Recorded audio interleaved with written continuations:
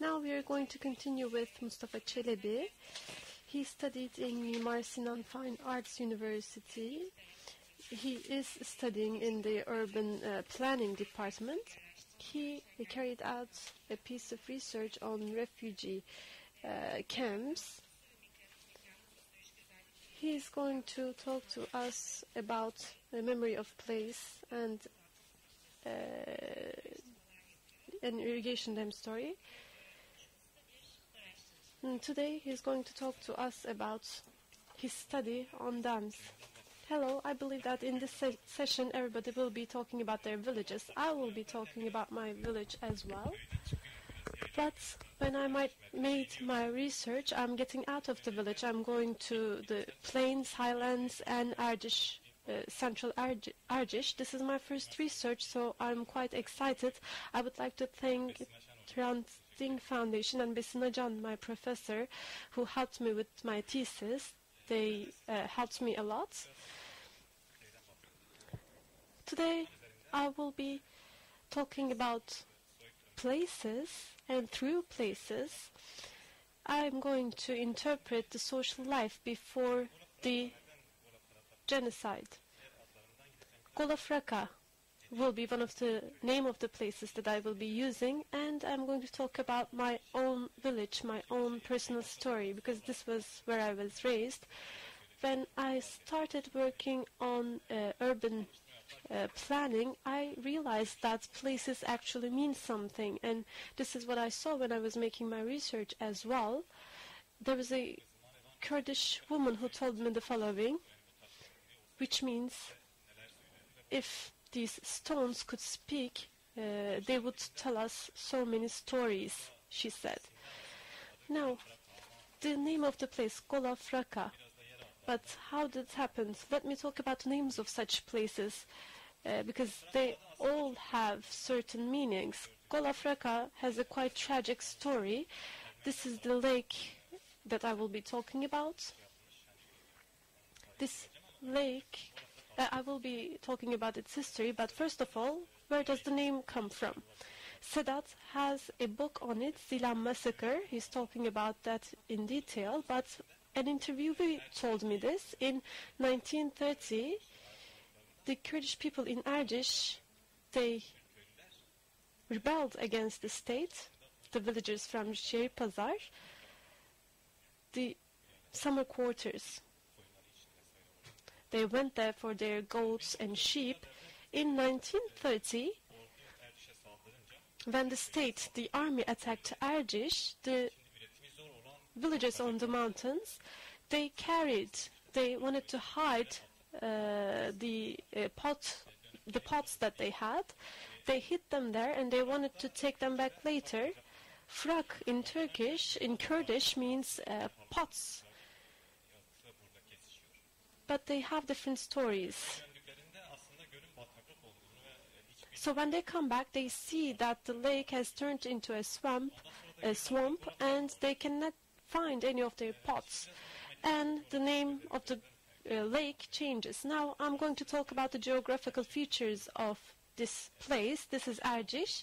The village is to the north of Ardish. You can see it, I believe. Şehirpazar is the Kurdish name. Şehirpazar in Turkish. So it is 4 kilometers away from that village. So when the Armenians built the dam, the water level rose to here, and here is the current situation of the lake.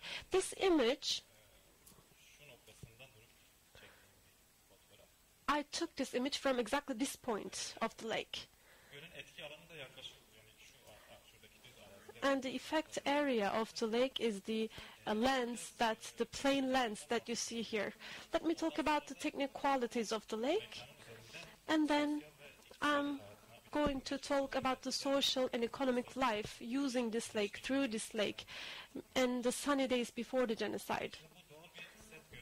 This is a natural dam lake, and about 300 years before this lake came to life, they built a dam here. This is the image of the dam, and this is where I can use one of the rare areas where I can use my sketching skills. I hope that I can show it to you. I hope that it's clear enough. And this is the frontal image of the lake. Here is the technical features. This is a stone. It's like a millstone. It's round and it's carved. The diameter is around 2 meters. Maybe the height of the wall can be found through that figure. And by the way, let me say that most of my work is based on oral history. I don't have many documents, maybe 3 or 4 documents, but I try to confirm the information I got from the oral history. So I wanted to take an objective approach. So the height of the wall is 2 to 3 meters. This is how they supplied enough water for agriculture, especially in summer months. And the width of the wall is 5 to 6 meters in order to balance out the pressure. Maybe they used some engineering knowledge to do that. And there's a hole in the stone, so they put a piece of wood there in order to increase the water level. And in summer months, they carried out their irrigation work. So these were the technical features of the lake. And there is the impact area of this lake, Şehirpazarı and Erciş. So I tried to gather some information from oral history and testimonies. Well, here is what the economic life looks like. We're talking about the period before the Industrial Revolution. So people farm in order to have enough supplies for themselves. Now, an interviewee said the following. In fact, we don't have such concrete lines, but the agriculture was carried out by Armenians and livestock was carried out by Kurdish. And here is what they said. This is actually a saying. I'm not trying to use romantic terms here. This is the saying that they used to use. Before they had a certain solidarity. Now we have this separation, but back then they lived together in peace. Their basic production tools, first of all, an agricultural land, cattle, mills, and labor force. Most of them were carried out by Armenians, as I said, especially agricultural tools and technical knowledge. Armenians knew about these issues much more than others. Again, vineyards were quite developed. They used to farm grapes in Erciş especially, but even in this village, by the way, the village is quite high in altitude. It is 2,000, 3,000 meters high in altitude, but in these protected areas, they cultivated grapes, and some vineyards continued to exist until 1980s. There were mills as well in the village. There were 3 mills. I located them through my oral history interviews. These are the stones that were around the mills. I don't know what exactly they are. Maybe they are gravestones, maybe they belonged to the churches there. I'm not quite sure. Now, I would like to briefly talk about famine and the disengagement from production during and after Armenian genocide. Some say that with regard to famine, they say that some people could not run away when the Russians came, and they used to cultivate the farms without owners, and they used to carry the products back to their homes. This was between 1913 and 1916. So these farms without owners, they belong to Armenians and Kurdish people as well. So when the Russians came, as I believe it was mentioned in the previous panel,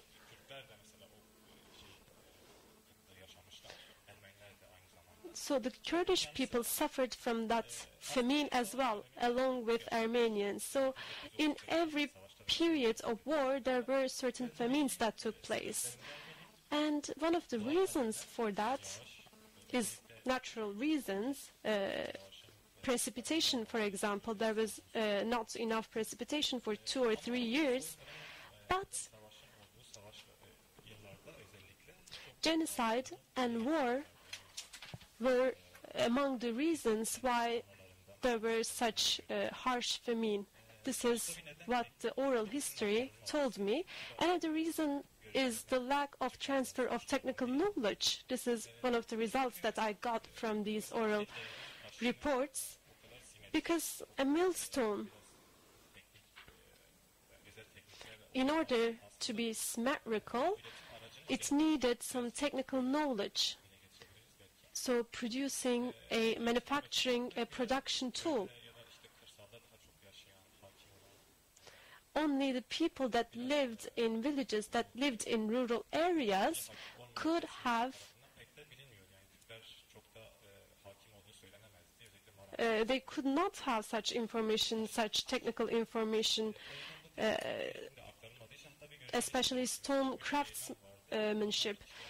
One of the interviewees said there were 3 mills, and one of them was demolished after the Armenians left, and it was not repaired, he says, because there was no one with enough knowledge to repair it.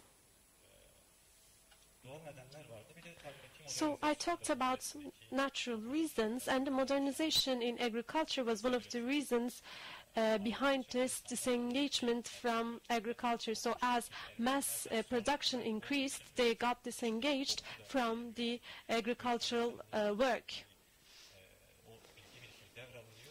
So they handed over this knowledge, because in some villages, half of the village is comprised of Armenians and the other half is comprised of Armenians. So the modernization of agriculture was also effective.